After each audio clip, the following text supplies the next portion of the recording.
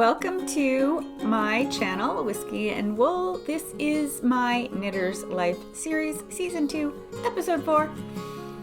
I hope you're doing well. I hope you're, seeing the pandemic recede in your area. I know we are, but who knows what's around the next corner? Is there a new variant or a new virus? I'm drinking some wonderful Tulsi sweet rose tea. If you're interested in a handmade mug that was a gift, I don't know which potter made it. Maybe it says on the bottom. Anyway, it's gorgeous. I love this. This is probably one of my favorite mugs. You've probably seen it before. I love handcrafted everything. Handcrafted everything. Yeah, so I'm going to talk to you today about knitting and spinning. Those are the two main things I've been up to. A lot of continuation ofs and one or two new things to show you as well. So let's get into it. I am wearing Pink Velvet by Andrea Mowry, my version that I made a couple years ago. So I'll put the project page in the description box, but I do want to point out that this contrast yarn, Ching Fiber Melted Baby Surrey, in the colorway Aurora, will be popping up later on in this episode. And I sort of didn't plan this. Also, I got a new haircut. What do you think? It's very different for me. It took me about a week to get used to it, but I'm getting used to it. I like how versatile it is to style. So I can do it very straight like this, or I can put those broken waves in it. It's pretty interesting. I can still pull it back long enough that I can still pull it back. Yeah. All right, I'm going to move on to what I usually start with, which is a whiskey or gin chat. This week, it's a gin chat. I have found a new gin in a market near me, and I want to share it with you. I'm tasting it later, so I don't really even know if I like it. I hope I do. I have tasted a couple gins lately that I did not like. I realize I don't really like the ones that are grape-based because they sort of taste like a weird version of grape juice. But anyway. If you don't want to watch it, and I totally understand if you're not into gin or drinking or whatever, I'll tell you where to skip ahead. But I can also tell you that generally they are about 10 minutes, so maybe you want to just get up and go, do stuff while it's on in the background, and then when it comes back to knitting, you can sit back down and anyway. Okay, we're gonna do a little gin chat today. I haven't done a gin chat in quite a while. It's been a little while since I've been able to find a gin that is interesting and I want to try. I still want to explore some of those Japanese gins, but yeah. Anyway, today we're gonna taste Bluecoat American Dry Gin. I have poured a little bit into a tasting glass with a few drops of water. The proper way to, hate that word in this context. The most effective way, I guess I should say, to taste any sort of hard liquor is to pour a little in a glass, like a tulip-shaped glass like this, and then put a couple drops of water to just relax all of the flavors and stuff and make them easier for you to taste. It diffuses the alcohol taste a little better. Okay, let me tell you about the distillery, Philadelphia Distillery Company, that makes Bluecoat first. So the distillery is called Philadelphia Distillery Company, and they are based in Philadelphia, Pennsylvania. They style themselves as the first distillery opened in Pennsylvania since Prohibition, which probably is true. I didn't dig into figuring that out, though. Pennsylvania is an interesting place because when it was a colony, it was probably one of the more progressive states, but at times it got left behind in terms of progression. So, and I think it's a real mix of progressive places that have progressive values and places that are a little more conservative. It's just how it is. So it's not surprising that they haven't had any distilleries from 1920 until 2005. They now have lots of other products, including an Amaro, an absinthe, and they do a brown colored, it's a brown toned, I guess I should say, brown toned gin as well, that's barrel finished, so it gets from those oak barrels that are so commonly used in whiskey production. They do a finish with the gin in those barrels for a period of time. Gin generally, though, can be made from start to finish within 90 days. So usually much shorter. So they say like from still to bank, the process is 90 days or less. So it's a very, very fast process, not like the whiskeys that need to age a minimum of 7 years before they can even be considered whiskey. You can drink these pretty quickly.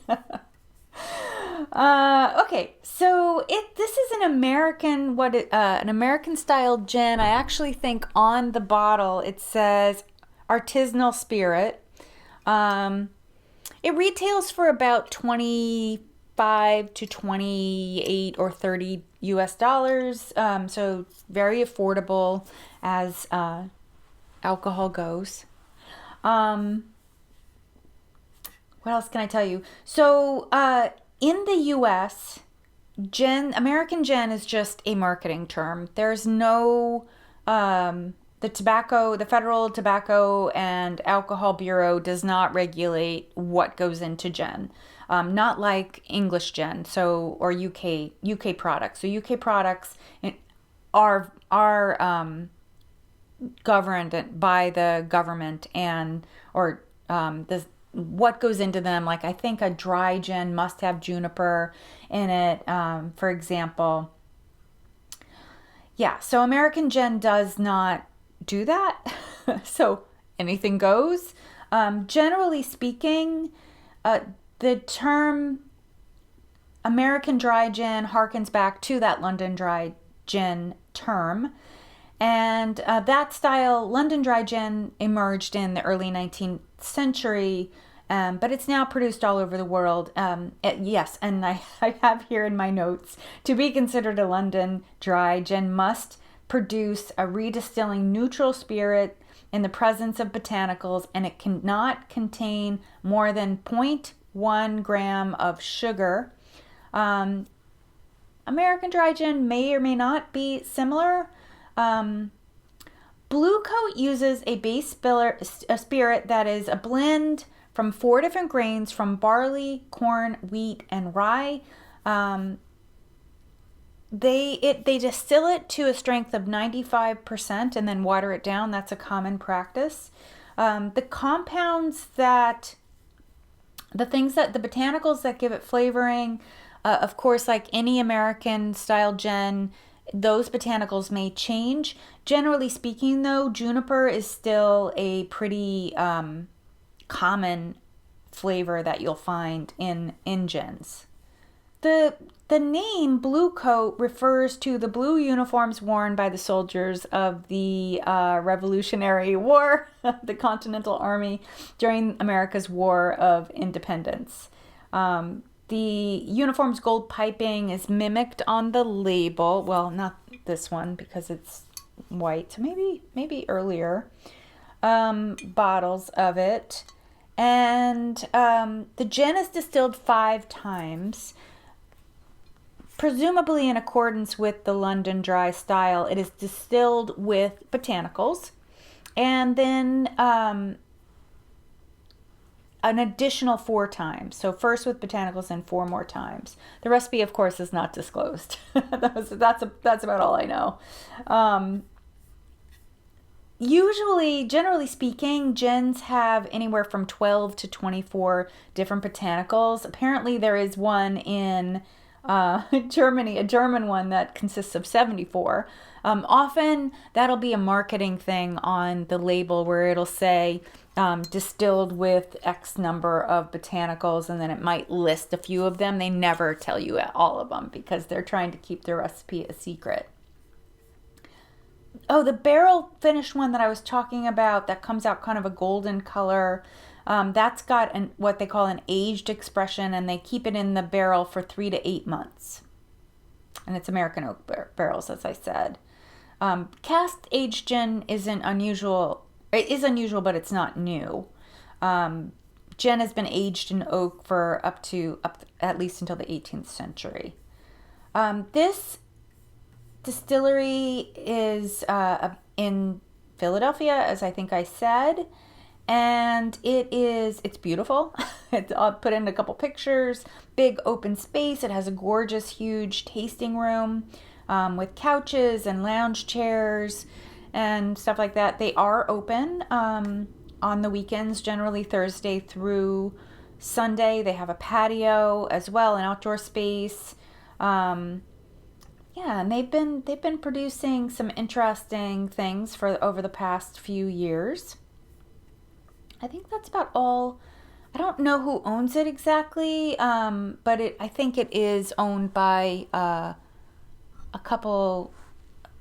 handful of people, small number of people. It was founded by Andrew Arwerda and Timothy Yarnell.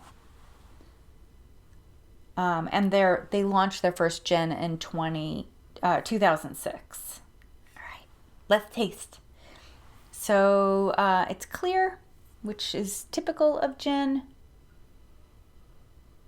Okay, I definitely smell juniper and citrus. I would say lime, chiefly lime, but it could also be grapefruit. It's definitely on the more bitter side of the citrus scale.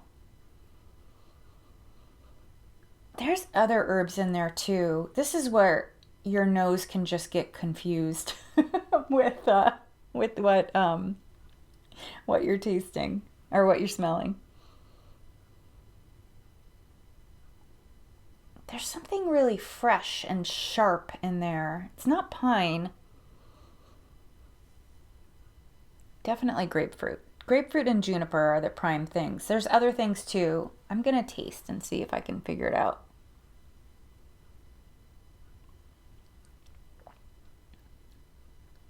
Oh, wow.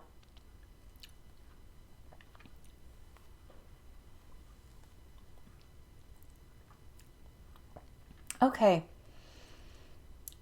So up front you get a bright fruit taste, like almost like green apple, like a sharp green apple taste.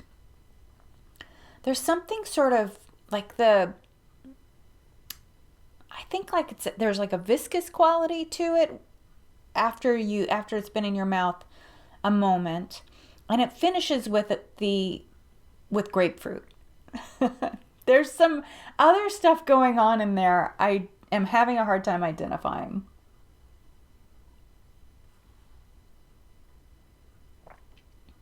It reminds me of a candy, and I can't put my finger on what that candy is. All right, let's see what they say. These are not very descriptive.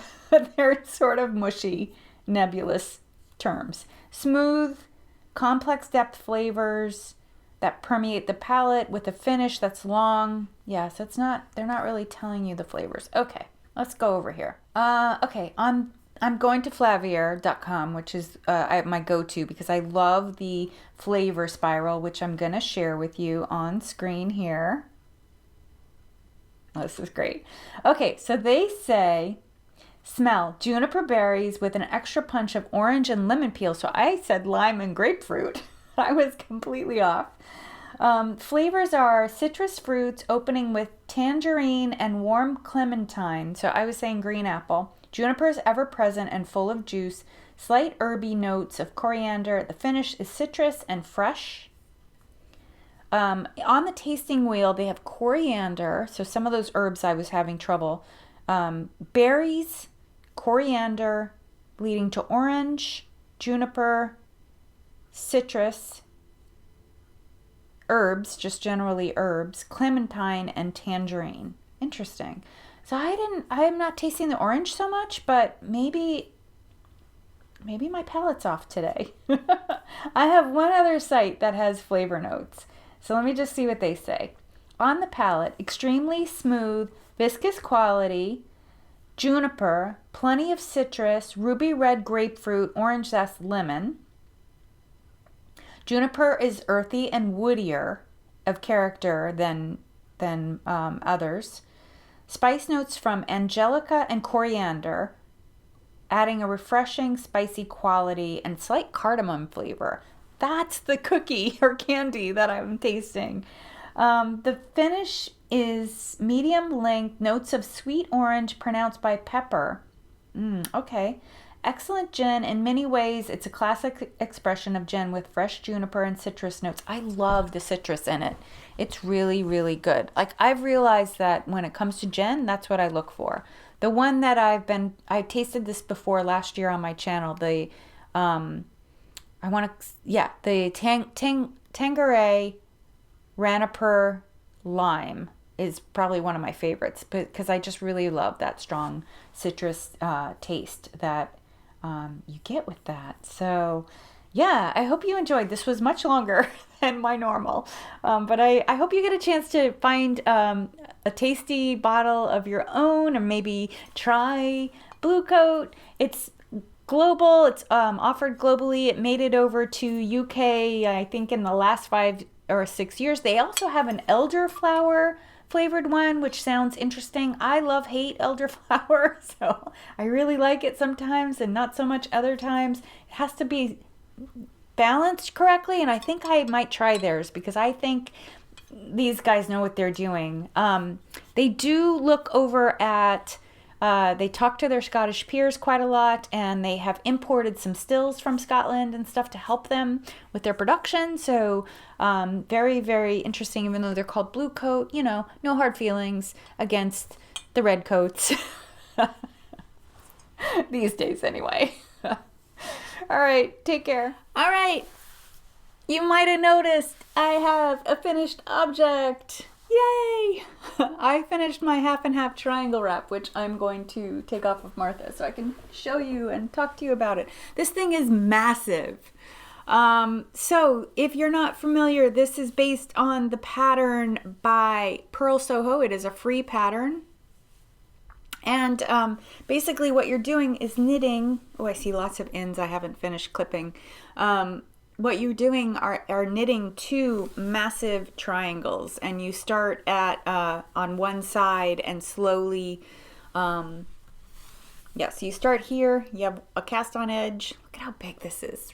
These really grow, these half and half triangle wraps. So you start on one edge. You can see the way the stripes go. That was the pattern in which I knit them. And then what you're doing is slowly decreasing along this side here until you get to your last 2 stitches, 1 stitch, and then you go over to the other side and you start to slowly increase until you reach the other side. This is a tremendous wrap. I wore it one day to work around my shoulders, under my coat, and it was so cozy, bulky, warm. I think because of the size of mine, the way it came out, it's probably going to spend more time just sort of laying around as a throw for my living room or bed even. I do want to also explain that the traditional pattern is made out of 2 colors. So one triangle is one color and then the other triangle is another. I endeavored to knit up all of my DK weight cashmere minis that I got from Cashmere Treats in a advent for 2021. And I quickly realized that those minis alone were not going to be enough. It was 24 minis. They were 10 grams a piece. Yeah, I think that was right. I think they were 10 grams a piece. And it just wasn't enough. to make the size of the shawl. Now, had I known it was going to knit up this big, because the pattern's written for fingering, I'm skipping a lot. I'm kind of jumping around, but I hope you're following along. I'm sort of acting like you've been here all along, sitting with me as I have been making decisions about it. And maybe you're new and this is a little confusing, but yeah. So this is my favorite area right here. I love this. I love the way these two sides met and work together. So pretty. Yeah, so I realized that it wasn't going to be quite enough, and I had about 2.5 skeins of full skeins from Cashmere Treats in DK, and I also had a whole bunch of scraps and a couple extra mini skeins from Cashmere Treats from 2020.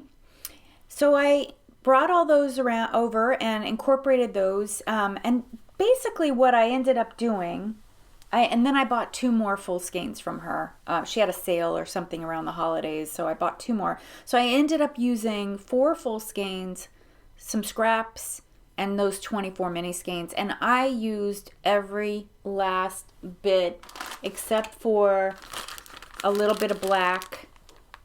This is all I have left. A little bit of black and a dab of gold. That's it. Yeah. And this is one of the labels from Full Skein. Cashmere Treats. Yeah, so I used a couple one-of-a-kind colors and then some limited colors.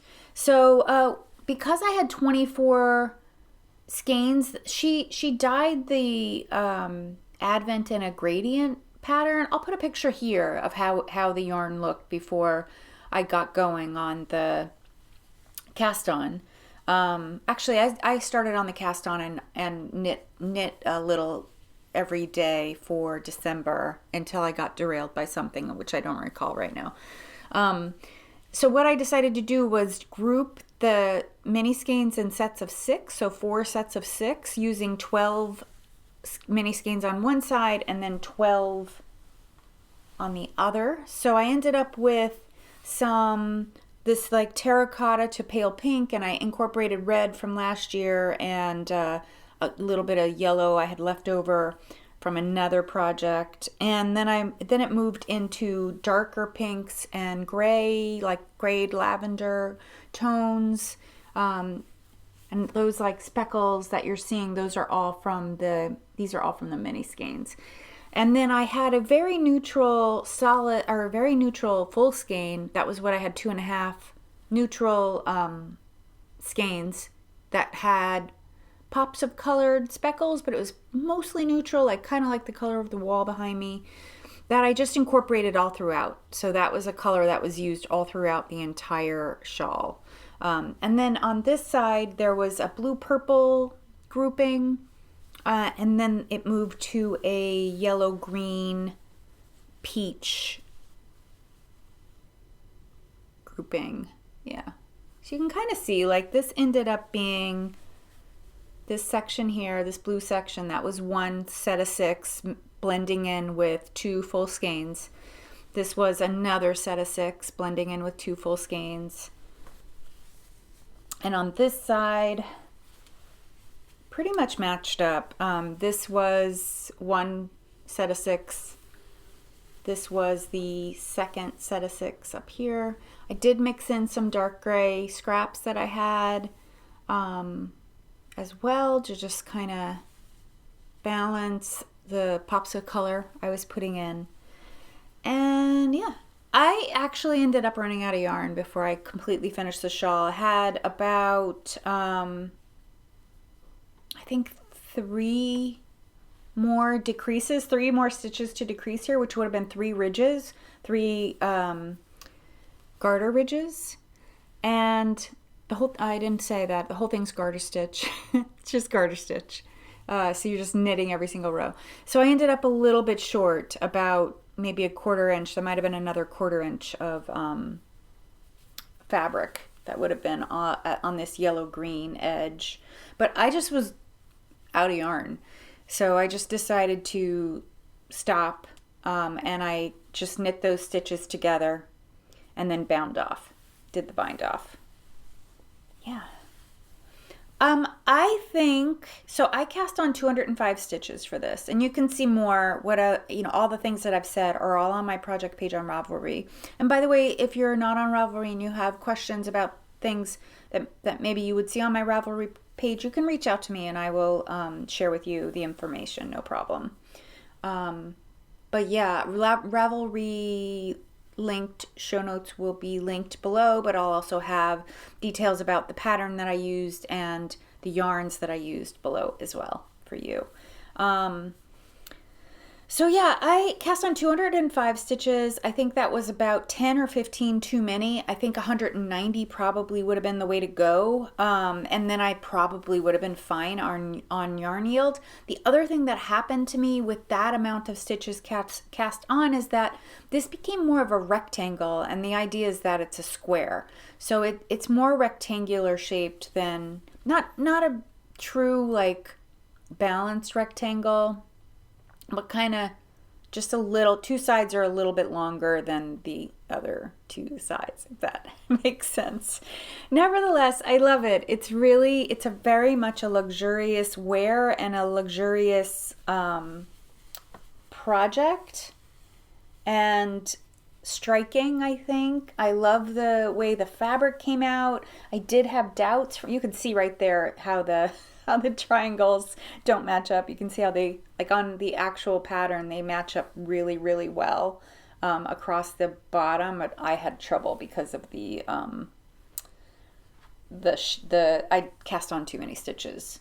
So yeah, and that's the other drawback, is that the 2 points don't, see if I can show you, the 2 points don't match up. They're off, but it's okay, for a throw. For a throw, it's totally fine, and even for a wrap, I think it works. But yeah, that is my half and half triangle wrap by Purl Soho.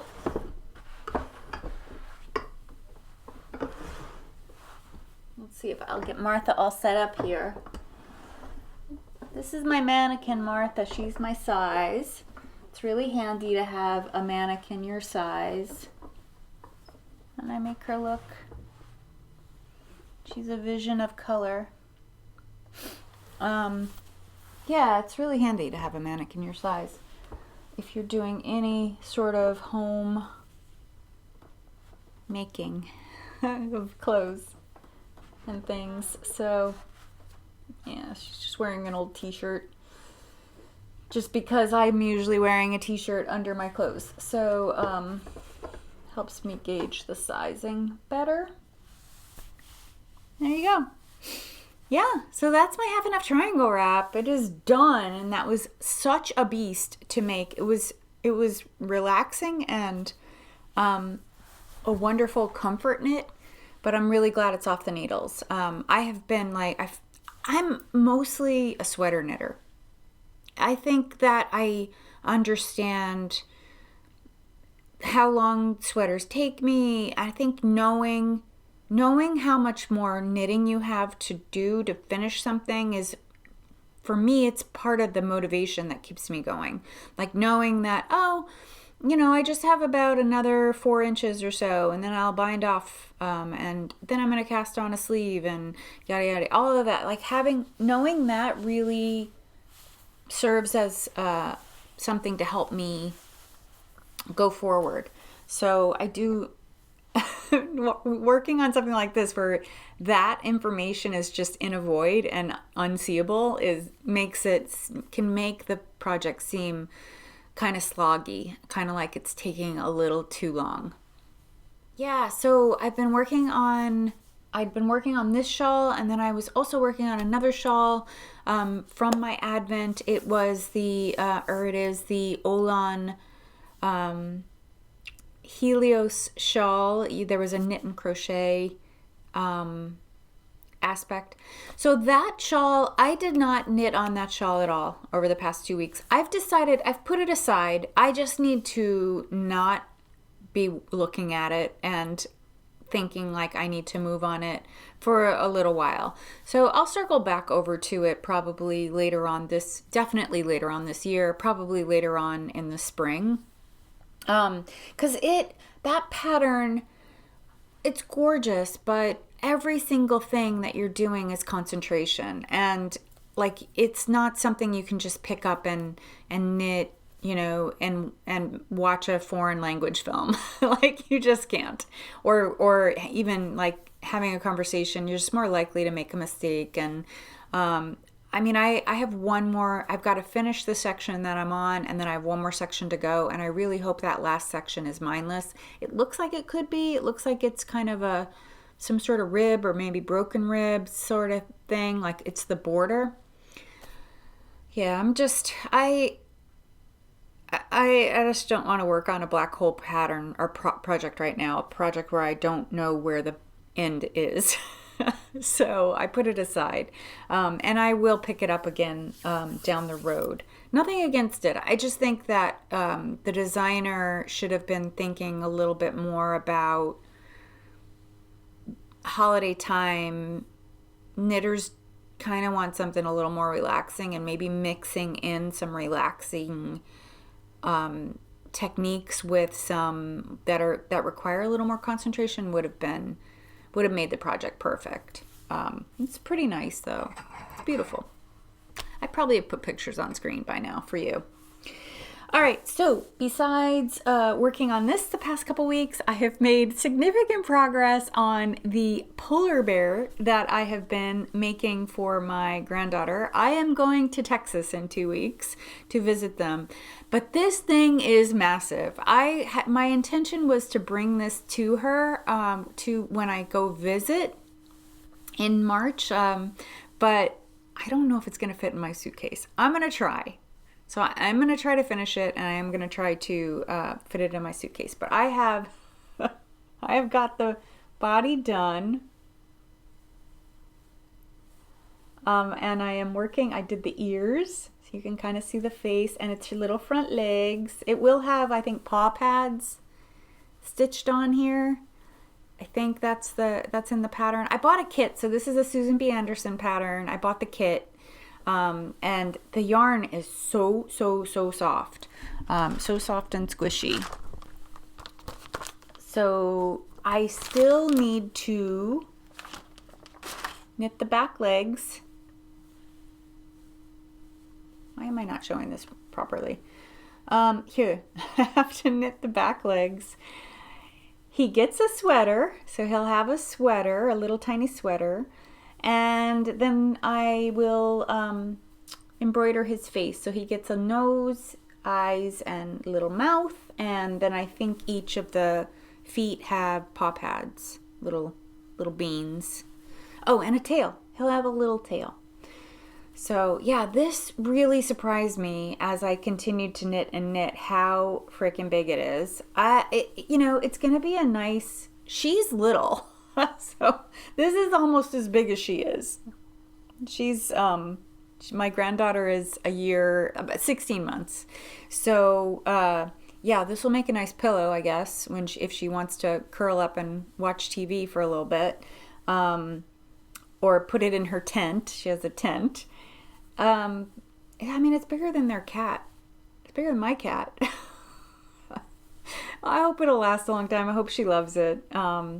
In terms of the pattern, Susan B. Anderson, if you've never made any of her toy patterns, they're beautifully written, very, very easy to understand, lots of images. I think sometimes there's videos if you're not sure of what to do exactly. This is probably the third or fourth pattern that I've made of hers. And I chose polar bear because my son and daughter-in-law both graduated from Bowdoin College, which has a polar bear mascot due to some Arctic explorers being alumni from that college, the Arctic explorers from like the early 1900s. That college is older than Harvard, so it's been around a long time, very long time.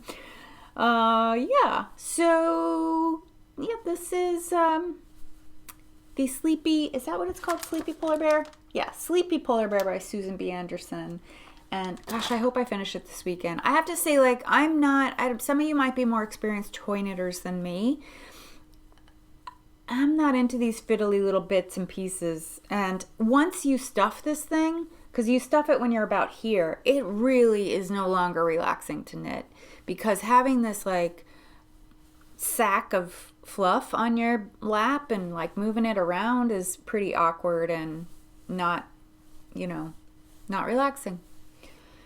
Though the little pieces do go fast. I mean, I knit a foot this morning, so I hope I can knit the other 2 tonight, and then the tail too, maybe, and then just do the embroidery tomorrow, and knit the sweater in the next day or 2, and then that piece will be done. You may not see it again because I probably won't be filming. I definitely won't be filming before I go. So if I take it with me, if I'm able to figure out how to get it into my luggage or carry on, you won't see it again. So, but I'll take some pictures and share them with you in my next episode. All right. I also have made some progress on the Perennial sweater that I am making. Perennial is from Nora Gone, and it's in the book Worsted by Aimee of Labie and Aimee. So it's coming along. I find I feel a little frustrated when I'm working on it because I think it does require concentration. I'm just looking for some pictures, but you know what? I'll just pop some on screen. It does require some concentration, and sometimes I get a little aggravated with the fact that I need to concentrate. In fact, I have made some mistakes, but here it is. I mean, it's really beautiful. I absolutely love the yarn. I'm using the yarn that was recommended, which is the Corrie Worsted by Labie and Aimee. I knew the book was coming out. I figured there was something in it I would want to make, and I bought the yarn from Forever Doylestown at the Cake Wool event that it was one of the satellite events of Rhinebeck.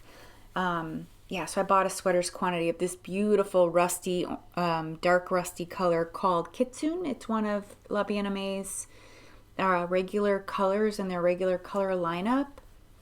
I did make a couple modifications. The sweater is knit in pieces, and I don't really get that. Like, I don't understand why anyone would knit a sweater in pieces when we've developed techniques in how to knit in the round. Like, why on earth would you want to do side seams? I just don't understand. So, and if you're going to say it adds stability, I'm going to call bullshit on that. It's knit. It's a knit fabric. I don't know how much stability you're really getting. And if you really, really want that stability, you can still knit in the round. And all you need to do is crochet up the side seam, or even with a needle and yarn, go up the side seam and be done in a couple minutes. To get I don't know, my opinion. You may have your own. But I mean, I design knits for a living, and I feel like I really understand knits. And I don't think I think stability is important at the shoulder for a heavy knit. I don't think you're gaining much by having a side seam.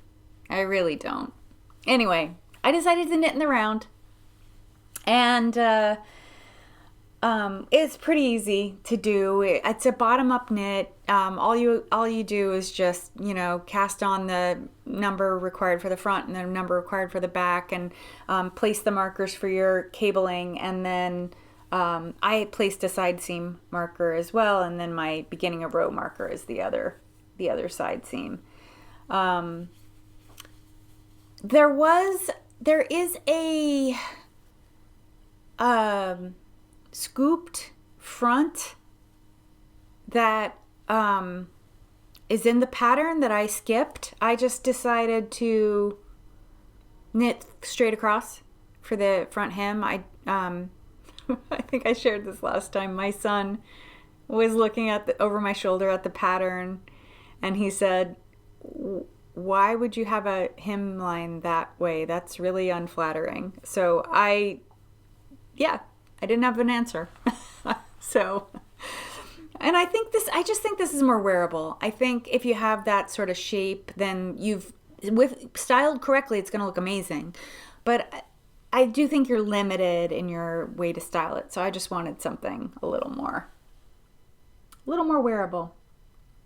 As I said, I did make some errors in the in the cabling. I don't even know if you'll be able to see it. In this first section, those little cross cables, I messed up where, it's amazing to me as I was looking back at it that I messed up every single, all the way around.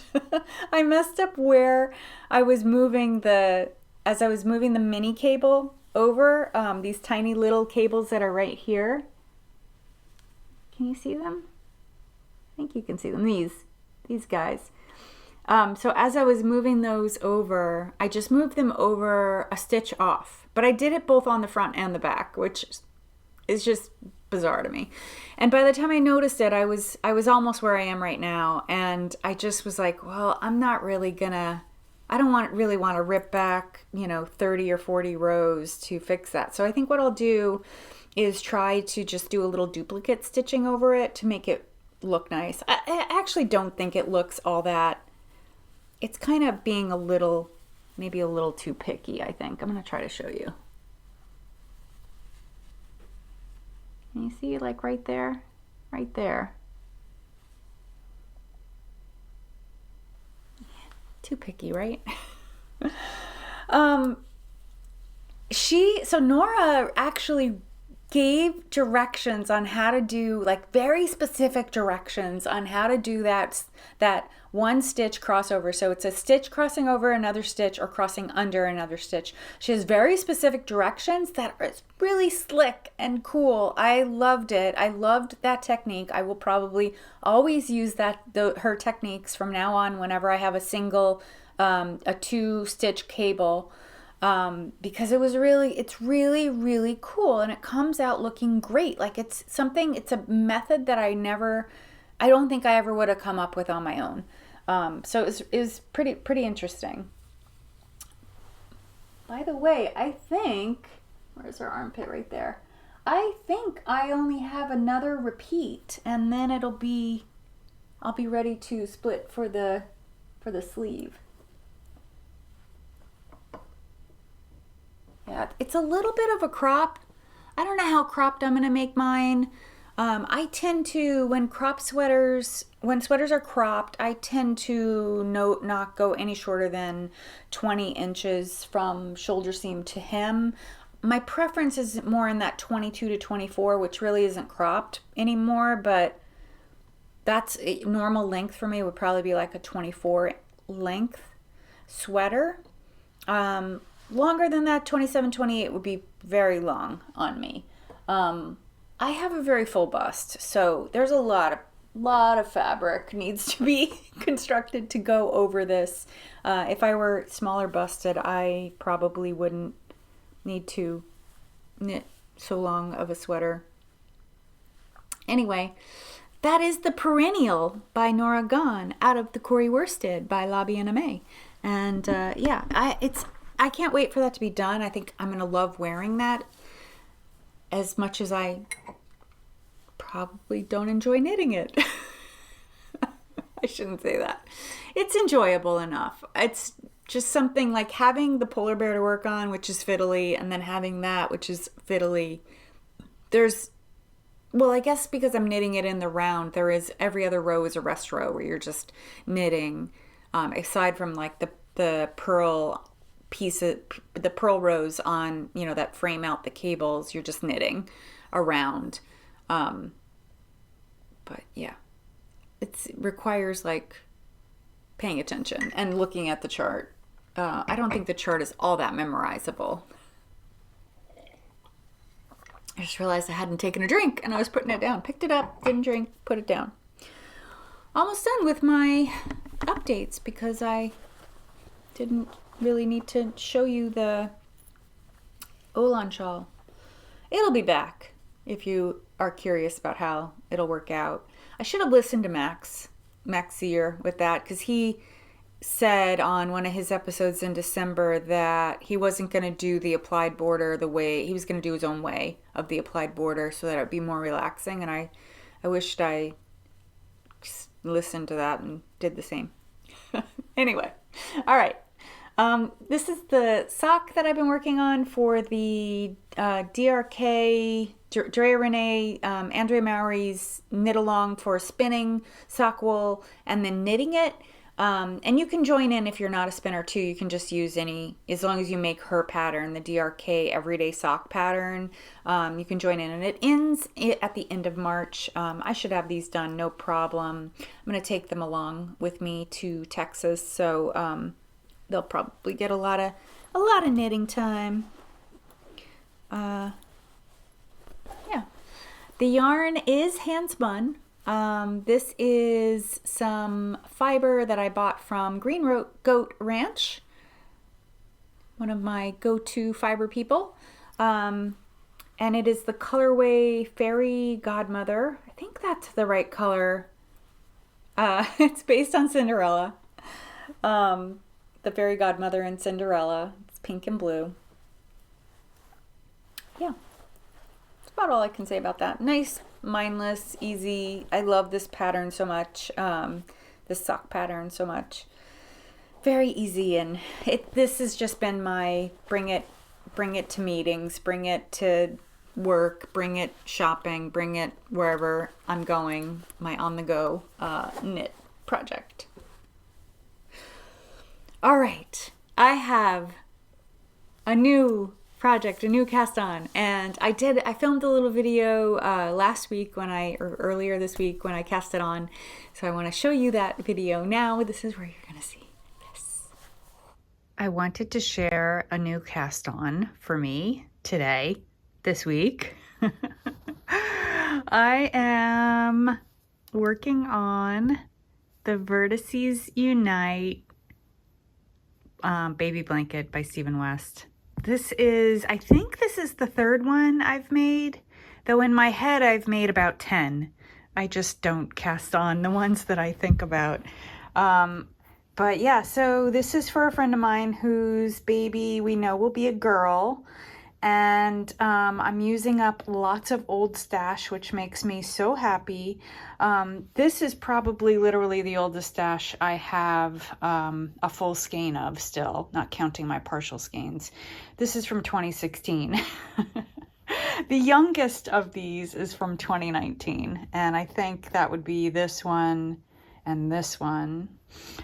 This is some baby suri. Melted Baby Suri from Chang Fiber, the colorway Aurora. I used this to make, I bought 6 skeins of it and I only needed 4. I only ended up using 4 for a design that I made in 2019 called the Saucy Suri Bomber Jacket. I'll pop a picture on here if I remember. And this is, these two actually, these 3. The pattern is written for DK weight if you're not familiar. But these 3 were all merino singles that I used to practice plying, which I would really recommend if you're a new spinner. That's a great way to kind of get the feel of the machine and start to understand, of the spinning wheel rather, and to understand tension and twist. So I reached a point where I realized I had a bajillion merino singles in my stash and I was never going to knit with them because I had decided that I really didn't like the way they knit up into garments, and garments was what I was knitting for quite some time. Anyway, not to get too in the weeds. But anyway, I just grabbed some merino single plies and spun them. So this was singles from Stranded Dye Works in the colorway Sister. This is from Sweet Nestings. This is from my 2019 advent calendar 2019. It was 2 years ago. This was the full skein. At the end, it's kind of a gray rainbow, pretty gray rainbow. And this is Hedgehog Fibers, Sorry Not Sorry.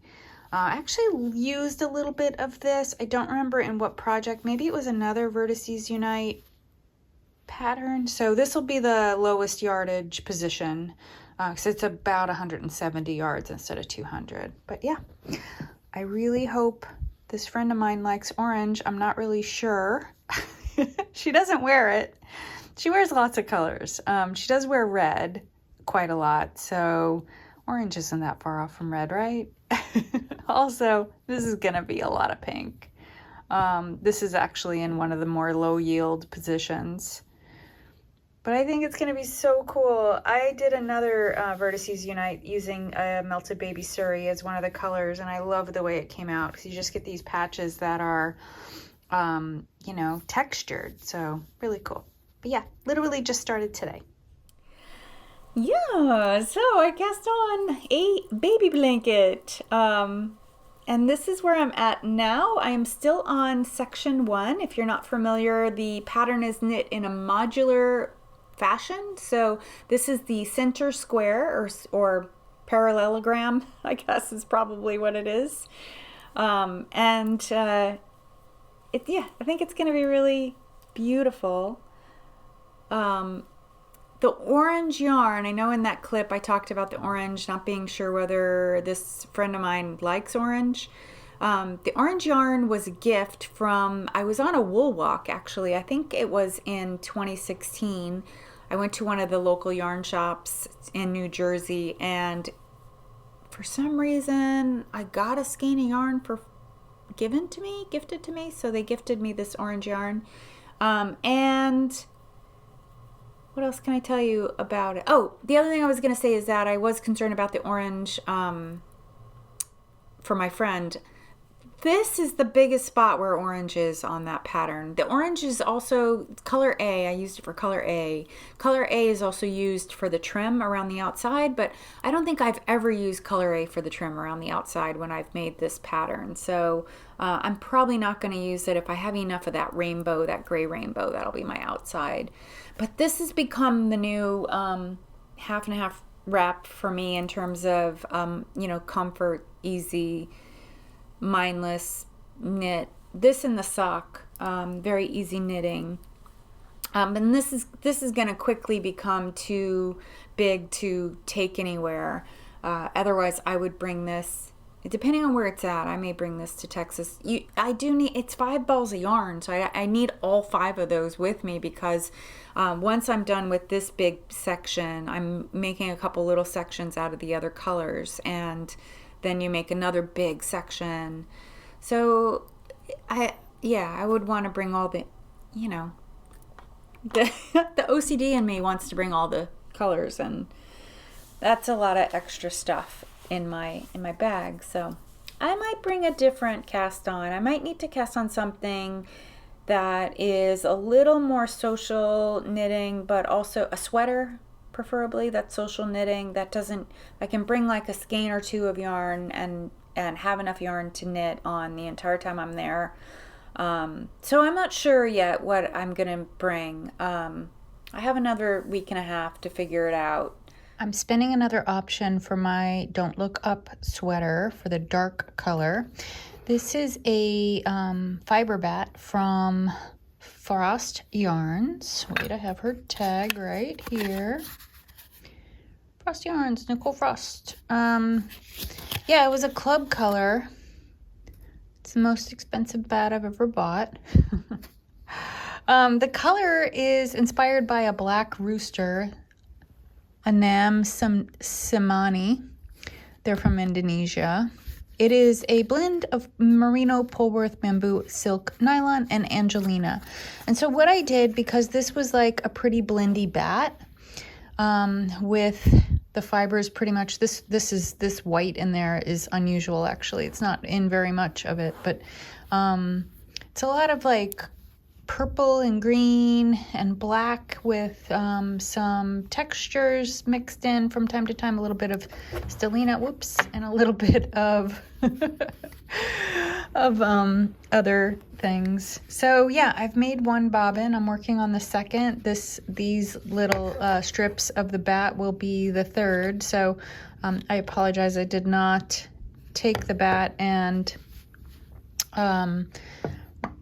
lay it out so you could see what it looked like, but basically I just ripped it and tore it into strips like this. And then I weighed them until I had 3 equal groupings so that I can make a 3-ply that will be the right weight that I need for this project. And this was just to give me a second option. The first one that I spun is a kind of muted marled gray blue, which is really pretty, but I wanted to just see what would happen with this bat and if I would like a more saturated blue-black.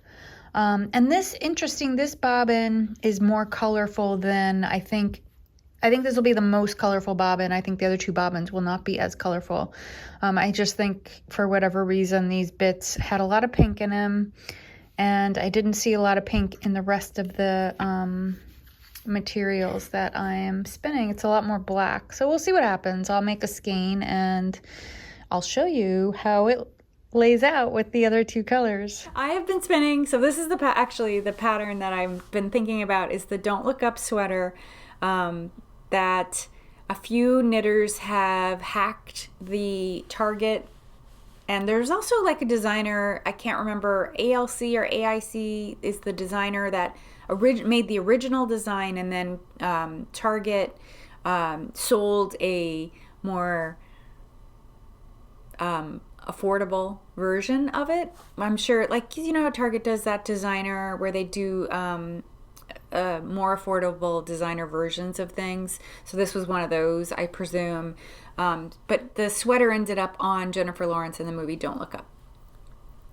And so a few knitters have hacked it. If you look at on Instagram at the Don't Look Up sweater hashtag, you will see some knitters who have hacked it. I'm planning to use charts. I'm going to put the person's name on screen here. Knitted by Nye, I think is her name. She completed the sweater and has charts where she charted what she saw in the images, and looks great.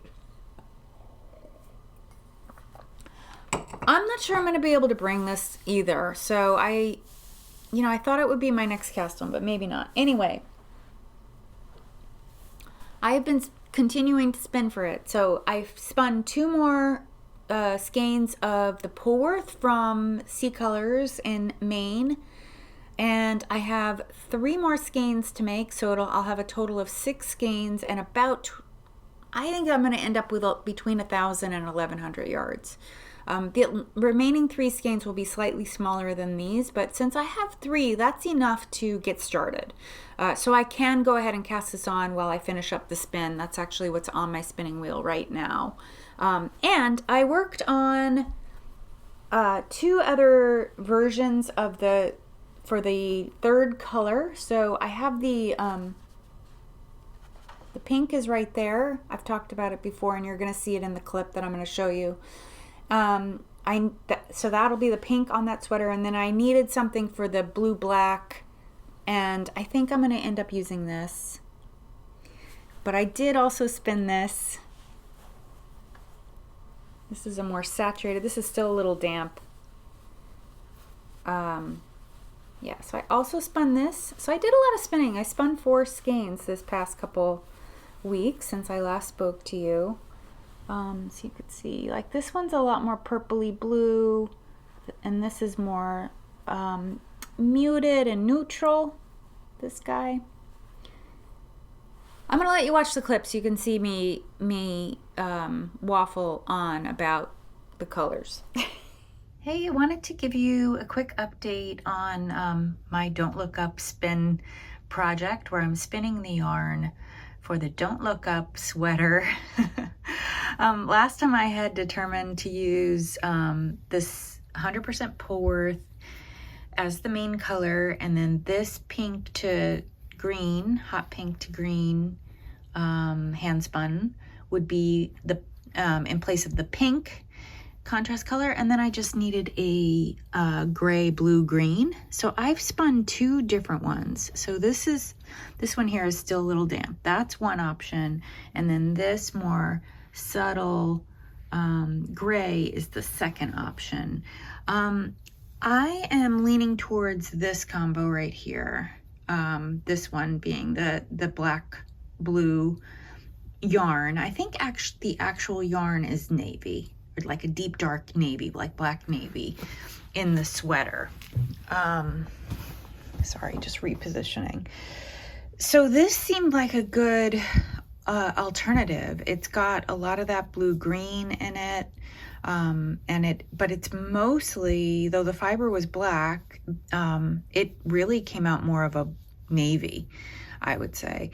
The only issue I have with this is that one, it spun up in the soak. It's much thicker than the main color, and also the yardage I think may not be quite enough. There's only a little over 200 yards, where this one is about 260. So I have more yardage of this paler one. Also, okay, so probably the real combination is the pink. So I think this plays off of the pink a little better. I think it's gonna make the pink pop more than this, which might be more competitive with that pink. Anyway, that's my rationale. This is actually really gorgeous. It's got a very subtle blue-green, but it's chiefly a sort of mid-toned bluish gray. And just to go back to the color wheel for a second, I think I didn't fully explain last time, but these geometrical shapes in the center of this color wheel, this is the pocket color wheel that I got it on Amazon, but you can get it in any, like on Amazon or in any art supply store. They make them this size, so this is I think about 5 inches across, so they also make them bigger, so you could buy a bigger one if you wanted. This is perfect though for my purposes. I have a big color wheel poster on my wall as well that I use from time to time. Anyway, the geometric shapes will show you potential color combos. So either these two triangles, this square, or this rectangle. So using this rectangle here, this is the brown. The brown is in this range here. The pink is here, although the pink also has some sage, some of this yellow green in it. So this color kind of is between these two, but yeah, more there. So I already have most of it. So that meant that my other color needed to fall somewhere in this range here to make it a really good color match. And that's exactly what this is doing. This is falling into, actually both of these are really falling into this blue-green category, blue to blue-green. This is just much paler. This isn't as saturated as this. And I thought I would like the more saturated one better, but I don't think I do. I think I like this better for this sweater, for this particular sweater. I actually kind of wish this was slightly deeper, but not more saturated. This is a more saturated means more intensity to the color. Pale, less saturated means less intensity, less color intensity. That is where I'm at with this. Hope that made sense for you.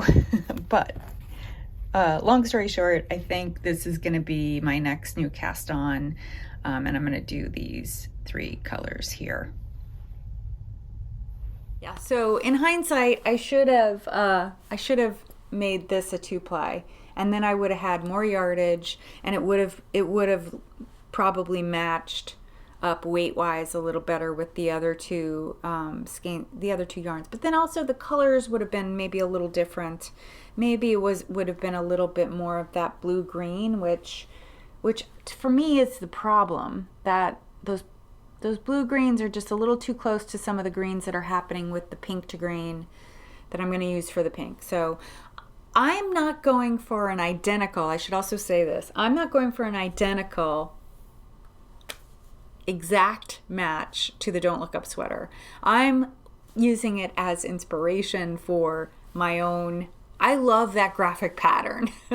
And actually, if I wasn't, when the people started talking about it and the movie came out and stuff, I was already spinning that Polworth. So if I hadn't been already spinning that Polworth, that brown Polworth, I maybe would have chosen a different, like a whole different color palette, but this is fine. This is going to be fine. I'm spinning the brown Polworth because I wanted a sweater out of it, and this is kind of I think this is going to be a beautiful sweater.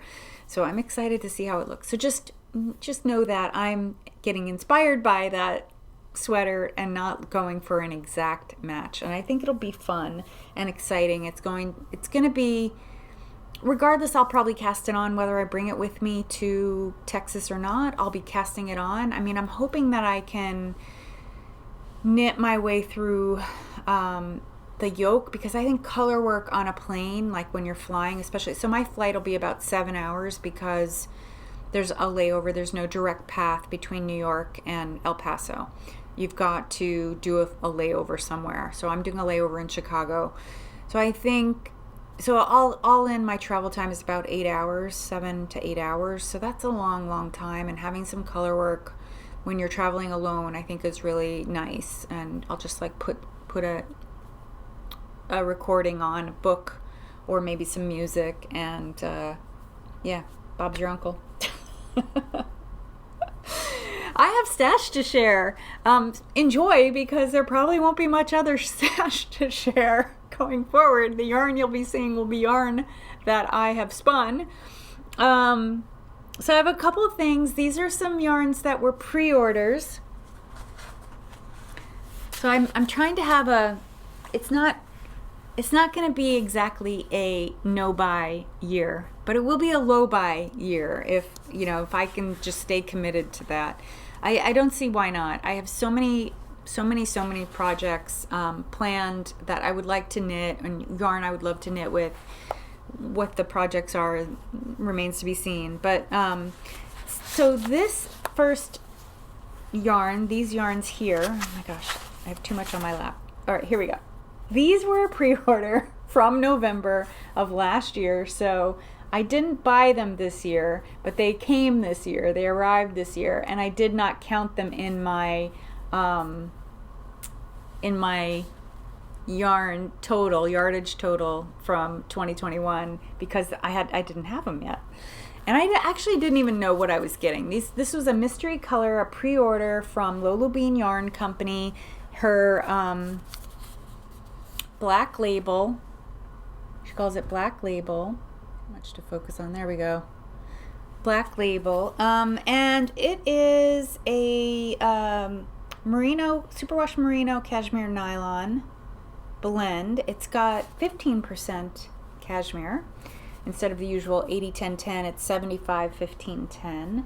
They're really supple. I almost wish I bought one more skein, but this is kind of cool because a 2 skein project, or I can pair this with, a 3rd skein of something to sort of level off those bright purples. I mean, I like purple well enough, but I don't really think I want to wear a whole thing made out of this color necessarily. But who knows? Maybe someone else in my life will. I've never ever had Lola Bean Yarn Co. yarn. When Adela started to become popular, I had sort of taken a pretty big step back from buying indie dyed yarn, just because I have so much of it. And I was also shifting my focus to more non-superwash yarns, more toothy yarns. So I wasn't really looking at superwash, but I've gotten really interested in her politics, I guess is probably a good way to put it. I really enjoy following her. I think her family's adorable, and I think I really, she's someone that her bullshit detector is very, very good. So I deeply appreciate that about her, and I just wanted to support her. So I went ahead and pre-ordered these, and yeah, they have arrived. Can you just look at those amazing speckles? Like, wow. it's so beautiful. Like, this is going to be really fun to knit, no matter what I end up doing with it. So we'll see, to be continued. I also pre-ordered from Olann, based on the Advent. She opened up pre-orders to everyone for any of her Advent, like if someone had regrets about not buying the Advent, or if anyone wanted to buy full skeins of any of the Advent colors, they were all for sale on New Year's Day. So even though technically these are 2022 purchases, it's still a pre-order, and yeah, I just really wanted a sweater's quantity of this color. It's sort of this pinky brown. I really, really love how there's so much going on in these colors. This is the color called Afterworld. So I was knitting with this mini skein from on that applied border for such a long time. I recently switched out of it. I used it all up. So this will be enough for a sweater. It is non-superwash, 100% fine merino. I think it's a 2-ply. Yeah, I really love it. Probably going to make a rye layering tee, which is a pattern of my own design from a couple years ago. It just makes it's a really basic crew neck with a set-in sleeve, contiguous knit set-in sleeve, really wearable, lightweight knit. The pattern is designed so you can knit it in stockinette if you want, or if you're knitted in rib, and I've knit 3 or 4 of them by now. And yeah, I think this will be really great, and I'm probably gonna do this in the springtime. It's a good springtime knit. It's good for, for this area of the country that I live in. Lightweight sweaters, I can wear lightweight sweaters pretty much like 8 months out of the year, from March or April until like November, because November, December, January, February are a little cold, and haven't worn a fingering weight sweater in forever. Though I guess technically this is fingering weight, but I'm looking for those warm, chunkier, cozier knits in those months, because it's so cold. We had snow this morning. It's bright and sunny out right now, but we had snow this morning. Oh, and I have some more stash that was pre-ordered and purchased in 2021. I'm going to show you a clip right now. This is an advent calendar, or a countdown calendar fiber that I got from Dandelion and Daisies. And it was meant to be opened between Christmas and New Year's, but because of all the shipping issues, it arrived late. So I put it away, and I thought it would be fun to do a countdown for my birthday. So my birthday's in February, so I thought I would just show you, daily packages as I open them. I don't think I said before that it is a Outlander theme. And the fiber is Polworth and Silk, so this is day 1.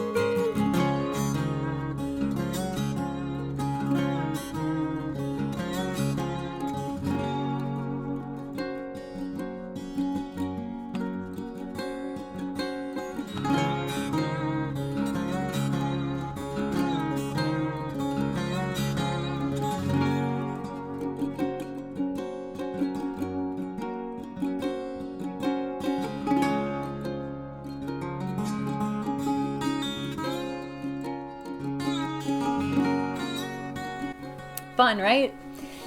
It's been really hard for me to remember to open that every day because I'm just not in practice of like during December. I'm like, yes. And I wake up in the morning and I'm like, yes, what am I going to open today? And these days, no. So it'll often be like the end of the day and I'm like, oh my goodness, I didn't open today. So let me open it. Anyway, yeah, that's going to be pretty beautiful. It will be my next spin when I'm done with the brown Polworth. I think what I'm going to do is group those. Each of those fiber braids are 1 ounce. So there's 12 of them, and then there's a full 4 ounce braid in the bag. So I think what I'll end up doing is grouping them in either 3 ounce or 4 ounce groups, and then making 3 or 4 skeins. I want to see all of them, and then I'll figure it out. But the yarn, that fiber is so soft and squishy. It's beautiful. Really, really beautiful. I kind of hope they all go together. I don't know what that big braid looks like, but I hope that they go together enough that it could be one project. That would be ideal. But if not, I mean, 3 4 ounce skeins is enough. And you saw the clip, so you saw that what I've opened so far pretty much could go together, I think, depending on how I arrange them. So I'll figure that out. And yeah, that'll be a fun spin project, and definitely the next one that I'm going to do after these brown yarns. That brown spin is so small, so slow because it has a lot of veggie matter in it, and stuff is just dropping all over the floor. I actually just put a mat down today because whatever's dropping on the floor is making my rug, it's staining my rug like a pink color. And I don't really understand. I mean, I haven't tried to clean it. I'm not going to until I'm done. But yeah, it's a little weird. I find it a little weird. Okay, I am going to wrap up things here and just do my very last segment, a very quick 5 minutes, I hope, or less, segment about allyship. I have been doing allyship for my season 2 of Knitter's Life, just because of some of the things that have been happening in the world and in knitting too, with people of color mostly. But allyship, you can be a good ally to anyone who belongs to any minority group, whether it's the disabled community or LGBTQ, all of that. So allyship takes care of, or being a good ally can cross color lines. But this week, or this episode, I want to talk about allyship, Black allyship, because it is Black History Month. It is February, Black History Month in the U.S., and I wanted to share with you this really excellent show that I watched. I binged watched it, but you can watch it in smaller segments if you want. The awesome thing about Black History Month is that there's a lot of materials that suddenly are pushed out by major networks and media companies. So there's a lot of information. Some might say it's a little too much, but you know what? Just take small bites. It's all good. Because one of the things about being a good ally is educating yourself, getting some education and learning about what are some of the challenges that any given population, whatever population you want to ally with, is experiencing. So in order to understand what some of the Black population in the US or other countries are facing, Black History Month is a really good time to learn about some of the challenges. So the show that I've been watching and that I have watched and enjoyed very much, and I highly recommend, is called Black History, Black Freedom, and Black Love. It is a master's class on Black history in the U.S., beginning with 1619 to present day. And also, it'll take you through some of the challenges, a lot of the challenges that Black folks met once upon emancipation. So of course, like being enslaved is a horrible, traumatic thing that happened to them as a population. And then, but the stuff that happened afterward, I think here in the US, the education system does not do a good job talking about that. They don't. I think there's probably, at least for, I mean, look, your education here in the US really depended on when you went through the K-12 system. Your knowledge of US history and how accurate it was depends on when you went through the K-12 system, and also where you went through the K-12 system, because different school districts around the country restrict information more and some less. So, and also it will depend on your teacher. How ballsy was your teacher? Was your teacher willing to really push as far as they could? Or did they play it safe and tell you as little as they needed to? As little as required of them. So I highly recommend this show. It might blow your socks off if you don't know a lot about Black history. I found some things surprising. A lot of it I knew already, thankfully. I have spent a lot of time since I was in high school learning about the history of the U.S., the real history of the U.S., not the version that they tell you in high school or in middle school here in this country, because it's very much, you should just know, it's whitewashed. So if you've never spent any time outside of the school system learning about these things, you might really be surprised by some things. Please, please, please keep an open mind and realize that you're getting an opportunity to learn from some very, very astute and brilliant scholars who are telling you, who are credible sources, and really giving you an opportunity to learn. So I hope you enjoy that series. It is on, if I didn't already say, it's on Amazon Prime. I'll put it down in the description box too, in case you missed it. It's 3 seasons, but they were all filmed at once, and the episodes are between 10 and 20 minutes, so you can, and you can look at the topics if you want to cherry pick which topics you want to learn about. That's fine.